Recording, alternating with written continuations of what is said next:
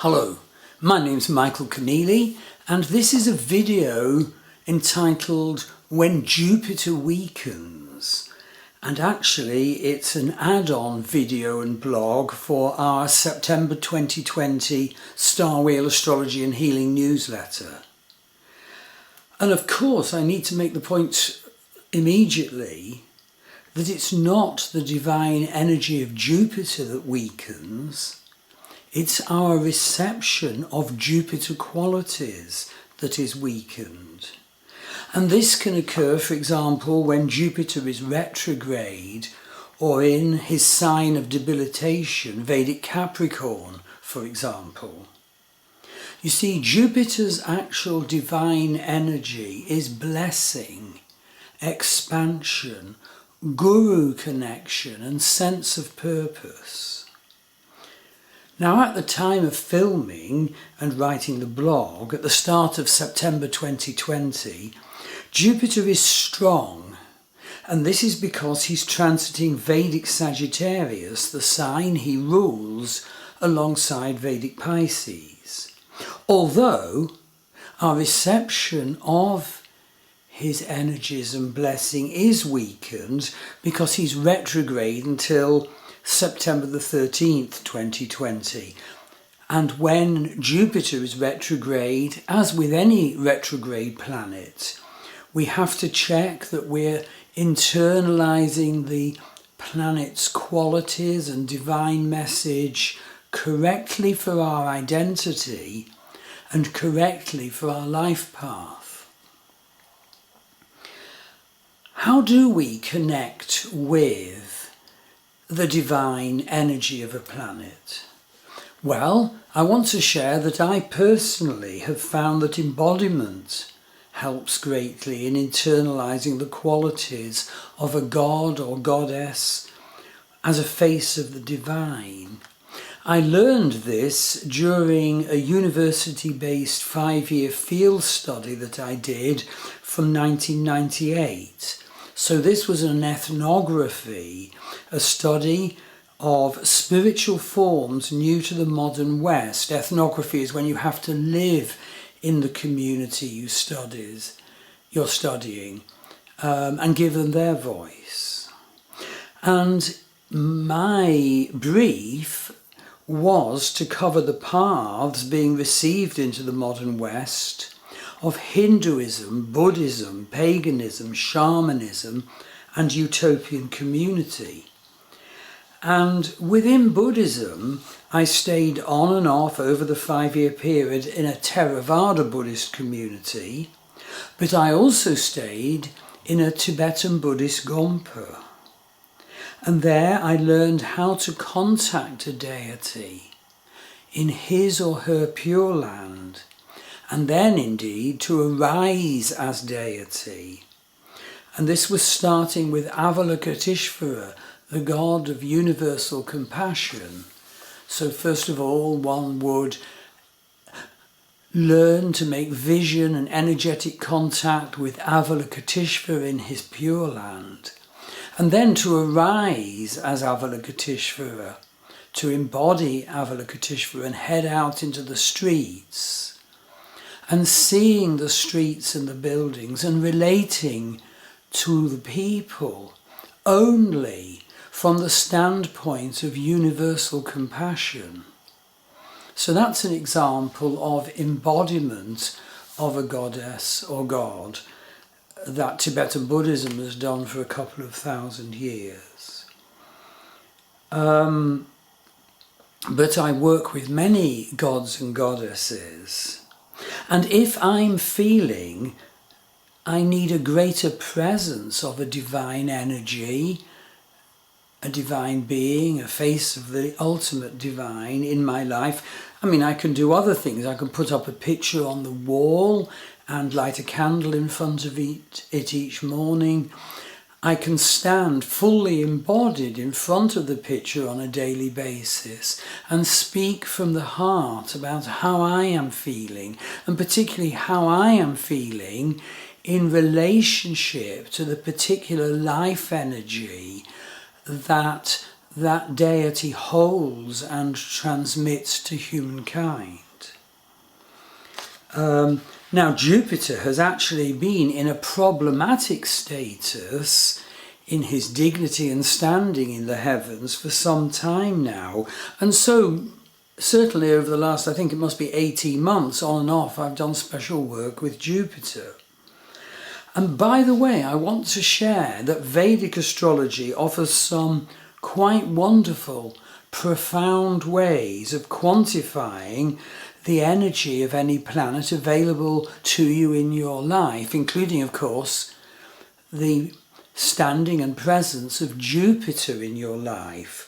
So, for example, you'd look at the dignity of Jupiter in your birth chart, and then you'd look at the strength of Jupiter across your birth chart and all the utterly wonderful Varga charts, the divisional charts of Vedic astrology, each of which, when interpreted properly, can give utterly magnificent declaration about a particular specific area of our life. And looking at the issue of our connection with the energies of a planet in terms of the predictive period we're in, Vedic astrology also has a method of scoring how well supported you personally are, in terms of receiving a transit energy. And this is called Ashtaka Varga. So in some signs in your Vedic birth chart, you'll have a high Ashtaka Varga score for a planet, for Jupiter, in the case we're talking about. You're well supported. And if Jupiter's transiting through another sign and house, well, then you might have a very low Ashtaka Varga score. It's particularly important when assessing your Saturn transit, because you could be very well supported with Saturn in Capricorn and find you have no support at all when Saturn transits into Aquarius, to cite an example. Oh, and also Vedic astrology has an utterly magnificent way of assessing how your planets treat each other. This is the Rashi Avashta system. So, you know, I love doing readings for people, yes, including Western psychodynamic astrology, which is utterly and totally needed, yes, including Western evolutionary astrology, but also drawing on the vastness of Vedic astrology. So do have one of my wonderful online Vedic astrology readings to learn about the deep truths of the standing of each of your planets in your birth chart and in your present predictive time, and what your planets do to each other, whether they boost or trash one of the other planets, for example. And this approach of mine is particularly valuable, for example, for stating what a person's love profile is, what our love issues are, what our strengths are, what our weaknesses in love, what baggage we carry. So to return to Jupiter, and in fact to look at Jupiter at the time of filming and writing the associated blog and newsletter, well, Jupiter spends the whole of the month of September 2020 at 23 Vedic Sagittarius. He's at that degree, 23 Vedic Sagittarius, the whole month. And in fact, he transits his own sign of Vedic Sagittarius until November the 11th, 2020, when he enters Capricorn, where there's a huge fall. He is debilitated. But Jupiter is in his own sign now, so he's ignoring the retrograde feature until I think 13th of September. He's optimally radiating blessing, purpose and guru energies to each of us. And this transit will be particularly benefic for you if you have a Sagittarius or Pisces emphasis in your natal chart. And because Jupiter's transiting Vedic Sagittarius this month, It's also good for Leos because Jupiter casts its trinal aspect on the sign of Leo. But as I said, when Jupiter is retrograde, as at the start of September, his blessing will be harder to easily manifest. We will be needing to take stock of our Jupiter issues. We might feel we are bereft of his blessing, confidence and sense of purpose. And we will need to do work on ourselves in relation to Jupiter and his gifts. Now, in terms of the utterly wonderful nakshatras, the 27 lunar signs of Vedic astrology, each of which makes a peerless declaration of our emotionally based confidence in vast and immense detail. Warts and all, bad points and good points, and that's so that we can identify the bad parts when they are being expressed and say, oh no, I'm reducing those, I don't want that, and maximize the good parts. Having had the benefit of hearing the nakshatra declaration for ourselves, what our bad and good parts are. And I do teach a nakshatras course.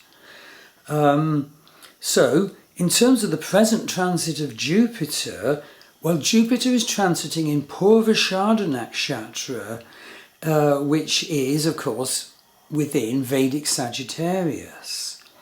And in fact, each nakshatra is divided into 4 padas or quarters, and Jupiter's currently transiting in Pada 3, the Libra Pada of Purvashada Nakshatra.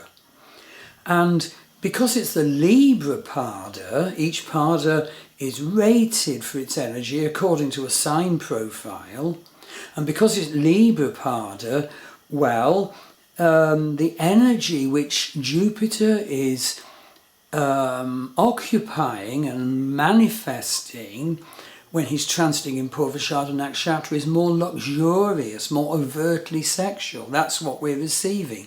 A difference if he was in other padas of Purvashada Nakshatra. So Jupiter starts off retrograde at 23 Sagittarius. He turns direct on the 13th of September, but still at 23 Sagittarius, and he ends the month of September at 23 Sagittarius. Now then, the point is, when a planet is stationary like this, he carves his effects immensely deeply into the universe, into our consciousness, into our life, and into world events too. So this is a Jupiter standstill, and indeed Jupiter is carving his effect deeply and strongly at this month of September, especially after the 13th of September, when he's no longer retrograde. And I'd like to point out that a Jupiter standstill like this will bring great good fortune to someone when a natal planet is close to that degree, particularly if it's their own natal Jupiter that this standstill is occurring on, and they're having their Jupiter return therefore at this time. And indeed, my wife Maggie Pashley, who does many healing modalities, has her Jupiter exactly where the previous Jupiter standstill was, and the difference in her life has been amazing in terms of like sense of purpose and expansion and energy and blessing. So look out for that if it applies to you. Now there are some twists to the tale of this Jupiter transit, and the first one is a cosmically vast twist, and that is that Jupiter is actually transiting in conjunction with Pluto. Pluto is transiting in September 2020 at 28 degrees Sagittarius.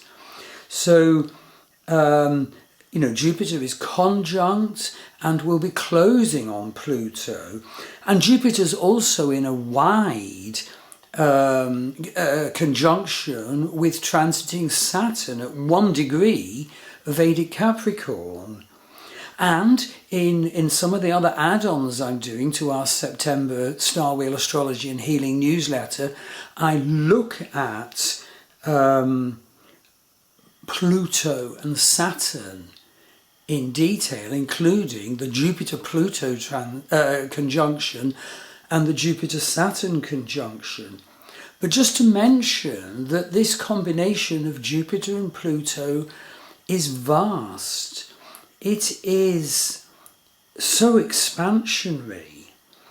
And in fact, we have a huge scenario now at the moment because the explosive might, the growing explosive might of Jupiter and Pluto are pitted against the structures, limitations and rules and societal rules of Saturn.